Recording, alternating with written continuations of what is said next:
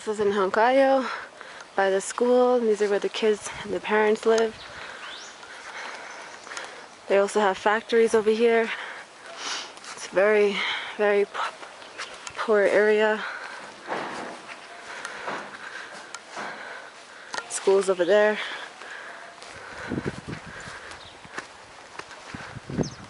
And they build their own homes from their own bricks from the factories. Oh, okay. Okay. Can you see that kid there? Playing? Oh, let me see. Here in front of us. With the mother and the father. Oh. They live together. So they would be going to the schools. Oh, I don't want to see them anymore. Okay. This whole area is Palion. Yes. This whole area. Okay, so this is Eva from Peru Volunteering. So Eva, tell us why you started this organization. Well, I used to work in another organization, and I left it a few months ago because of disagreements. And I really loved the work. I love to work with the volunteers. I love the part, the social work, the part of you doing something back to the community. Yeah. So I just decided to start our own organization, and from there on it started growing bit by bit. We work together with a kindergarten school and elementary school. The idea is to send teachers or students who are studying to be a teacher. Yeah. So just to help out with the teachers and exchange ideas as well. Okay. And I saw that you built this after-school complex little building over here. Yeah, we want to, after school, because a lot of kids are just wandering around in the streets after school, and we want to make a place where they can come and then first do their homework, and then with the volunteer they can do like different kind of workshops like music, arts, about history. Could be everything, depends on the volunteer. Okay, so what do you think Peru and especially Huancayo, what is the biggest problem in education so far? The biggest problem in education? Or you can name the top 3 if you want. Yeah, well, I think the amount of homework, it's crazy. The amount of students in one classroom. Which is how many? It could be 30, 40, sometimes 50, 60 in schools in rural areas. Yeah. So yeah, but that's the state schools. Okay. The private schools is different, but they could be very expensive. Just not for everybody. Problems with teachers here. Education in Peru is directed mostly to maths. Okay. And you just forget to teach about everything else sometimes. A lot of Peruvians are not able to read and to write good.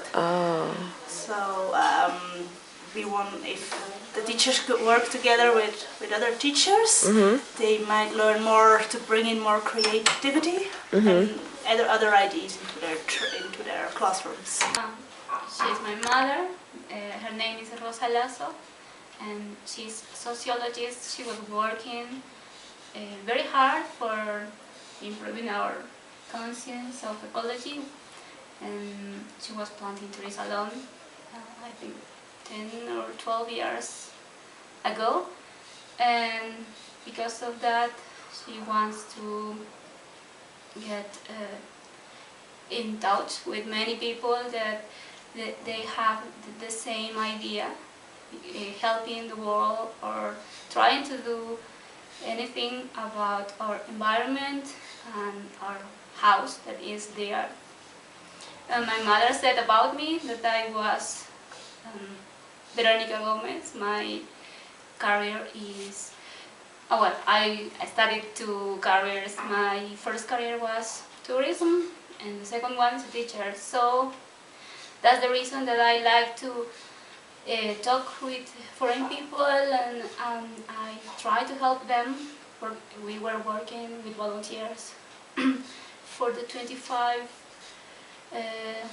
the last 25 years, and then now we are in the team with Peru volunteering because we want to help more people, and we know that Peru has many opportunities, but it needs too much our work too.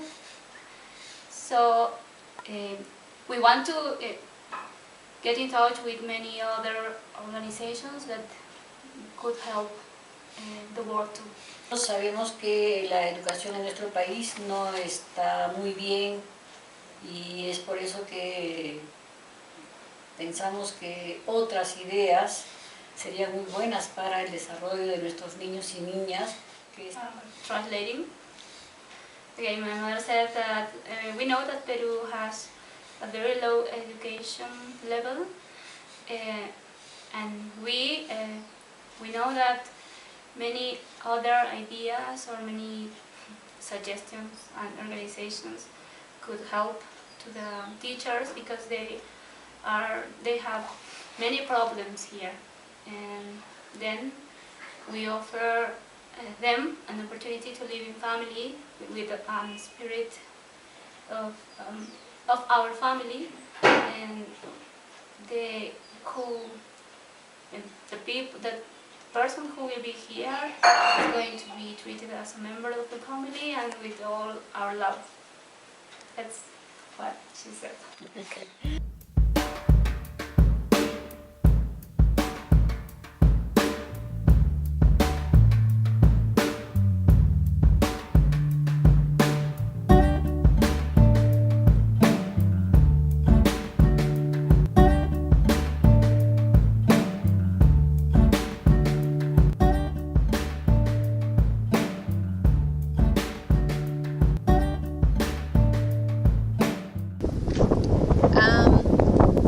What do you think now we're about? I mean, how many kilometers did we go? Maybe. I know we left the other house about 10:15. It's about 10:40 now. So we're outside of the city for sure. There's not really anything out here at all. Between our conversations with Micheline, with her speaking Portuguese and me speaking a little bit of Spanish and Portuguese, I finally understand the school schedule now. You have some schools that go from 7 in the morning to 11:30 in the morning, and then you have schools from 1 to 5. The kids that we just saw at the last house, they go to school from 1 to 5, and the school bus comes to pick them up and drop them off. We did pass 2 schools coming through here from the city, which is interesting because one of the big problems that we're now going into the 2015 Millennium Development Goals is that schools are now in a lot of areas like this, but I mean, you go to school for 4 hours, damn near 20 hours a week, and I mean, how do you get there? Because the schools in this area, I would say maybe about a 20-minute walk from here are for 1st to 4th grade, and then once you're in high school you have to go into the city, which I guess sounds easy, but we actually have to get there from the desert. It's a little different. Todas as famílias aqui recebem bolsa de família do governo? Sim, é um programa federal. Ah, ok. Uhum. E Quanto? vai depender de quantas crianças a família vai ter. Se tiver mais crianças, esse valor vai ser maior. Sim. Vai depender de quantas crianças cada família tem. 3 crianças. 3 crianças você vai ganhar R$240. 12,40. 240. 200, ok.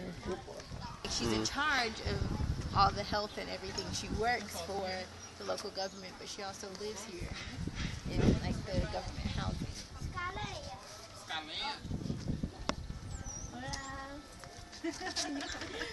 Oh, hi. Essas crianças são beneficiadas pela multimistura, Ok. que viviam abaixo de peso. A partir do momento que passou a consumir, elas vão recuperar todo o peso que ela tinha perdido. Ok. ela é mais magra ainda.